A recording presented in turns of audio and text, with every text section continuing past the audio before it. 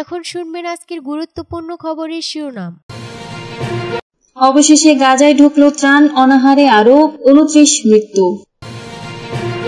ভারত আগুন নিয়ে খেলছে, বিবিসিকে পাকিস্তান আইএসপিআর এর মুখপাত্র। রোমে ফের আলোচনায় যুক্তরাষ্ট্র ও ইরানের প্রতিনিধিরা। ক্ষমতায় থাকতে গাজা যুদ্ধ চালাচ্ছেন নেতানিয়াহু, মনে করেন অধিকাংশ ইসরায়েলি। সিরিয়ার উপর থেকে সব নিষেধাজ্ঞা তুলে নিল যুক্তরাষ্ট্র। দক্ষিণ সুদানে ফেব্রুয়ারি থেকে সংঘর্ষে অন্তত ৭৫ জন নিহত, জাতিসংঘ। ভারতীয় কোম্পানির সঙ্গে 255 কোটি টাকার চুক্তি বাতিল করল বাংলাদেশ। অবশেষে গাজায় ঢুকলো ত্রাণ, অনাহারে আরো 29 মৃত্যু। অবশেষে গাজার উদ্দেশ্যে পাঠানো 90 ট্রাক ত্রাণ জাতিসংঘের দলগুলোর কাছে হস্তান্তর করেছে ইসরায়েলি কর্তৃপক্ষ।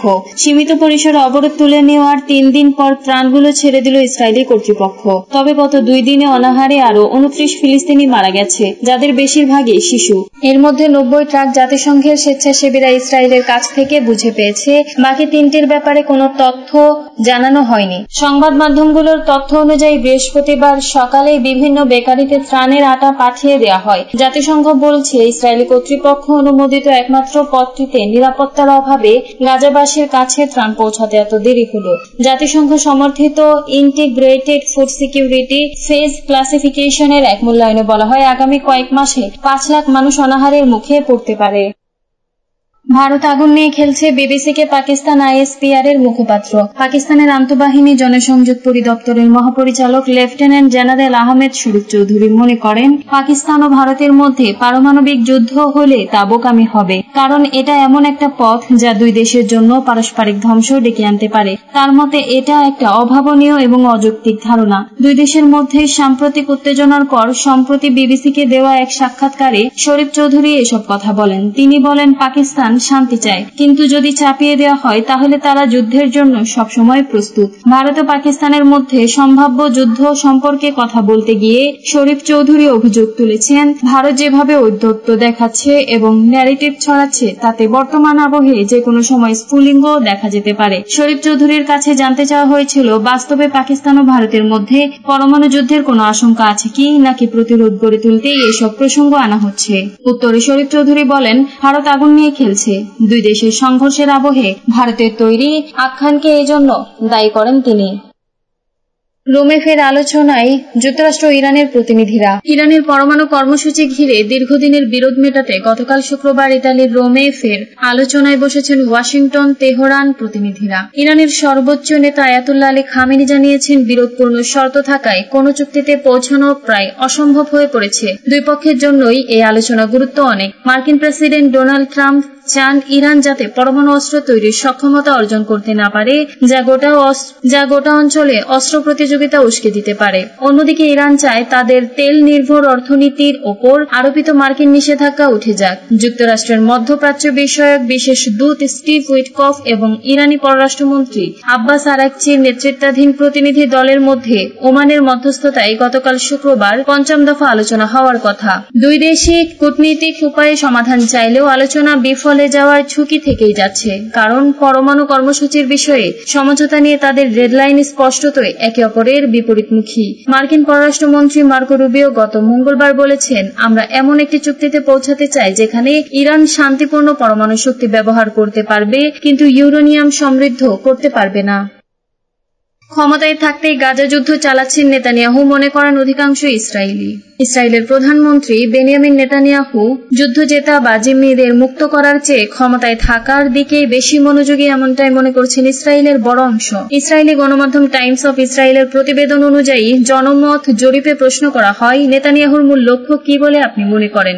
জবাবে 55% উত্তরদাতা বলেন ক্ষমতায় থাকা, 36% বলেন জিম্মিদের মুক্ত করা, বাকি 9% নিশ্চিত নন আসলে নেতানিয়াহু কি চান।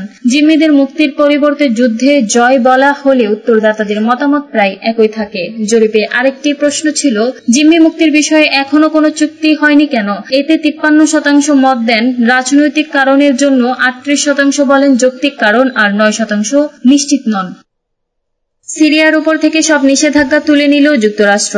দীর্ঘ 14 বছর পর সিরিয়ার উপর আরোপিত সব ধরনের অর্থনৈতিক নিষেধাজ্ঞা তুলে নিয়েছে যুক্তরাষ্ট্র। শুক্রবার ওয়াশিংটন থেকে দেওয়া এক ঘোষণায় এ সিদ্ধান্তের কথা জানানো হয়। মার্কিন অর্থমন্ত্রী স্কট বেসেন্ট এক বিবৃতিতে বলেন, সিরিয়াকে এখন একটি শান্তিপূর্ণ ও স্থিতিশীল দেশ হিসেবে গড়ে তুলতে হবে। আমাদের বিশ্বাস আজকের এই সিদ্ধান্ত দেশটির জন্য একটি ভালো ভবিষ্যতের দ্বার খুলে দেবে। এর আগে মার্কিন প্রেসিডেন্ট ডোনাল্ড ট্রাম্প এক সপ্তাহ আগে ঘোষণা দিয়েছিলেন যে সিরিয়ার উপর থেকে নিষেধাজ্ঞা তুলে নেওয়া হবে। মধ্যপ্রাচ্য সফরের সময় তিনি জানান, তুরস্ক ও সৌদি আরবের অনুরোধে এই সিদ্ধান্ত নেওয়া হয়েছে। নিষেধাজ্ঞা প্রত্যাহারের ফলে সিরিয়ার নতুন সরকার এখন বৈদেশিক বিনিয়োগ গ্রহণ করতে পারবে, তবে এতে কিছু শর্তও জুড়ে দেওয়া হয়েছে। সিরিয়াকে অবশ্যই জঙ্গি গোষ্ঠীগুলোকে আশ্রয় না দেওয়ার নিশ্চয়তা দিতে হবে এবং সংখ্যালঘুদের নিরাপত্তা নিশ্চিত করতে হবে। দক্ষিণ সুদানে ফেব্রুয়ারি থেকে সংঘর্ষে অন্তত 75 জন নিহত জাতিসংঘ। দক্ষিণ সুদানের সেনাবাহিনী ও প্রেসিডেন্ট সালভা কিয়েরের প্রতিদ্বন্দ্বী যোদ্ধাদের মধ্যে সংঘর্ষে গত ফেব্রুয়ারি থেকে এ পর্যন্ত কমপক্ষে 75 জন বেসামরিক নাগরিক নিহত হয়েছেন। শুক্রবার জাতিসংঘের মানবাধিকার প্রধান ফলকার তুর্ক এ তথ্য জানিয়েছেন। নাইরোবি থেকে এএফপি জানায়, ফলকার তুর্ক বলেছেন, বিশ্বের নবীন ও রাষ্ট্রটিতে আরো কয়েক ডজন আহত হয়েছে এবং হাজার হাজার মানুষ তাদের বাড়িঘর ছেড়ে পালিয়ে যেতে বাধ্য হয়েছে। দক্ষিণ সুদান 2011 সালে সুদান থেকে স্বাধীনতা লাভ করে। 2013 সাল থেকে 2018 সাল পর্যন্ত দেশটি গৃহযুদ্ধে নিমজ্জিত ছিল। এতে প্রায় 4 লাখ মানুষের প্রাণহানি এবং 40 লাখ মানুষ বাস্তুচ্যুত হন। ভারতীয় কোম্পানির সঙ্গে 255 কোটি টাকার চুক্তি বাতিল করল বাংলাদেশ।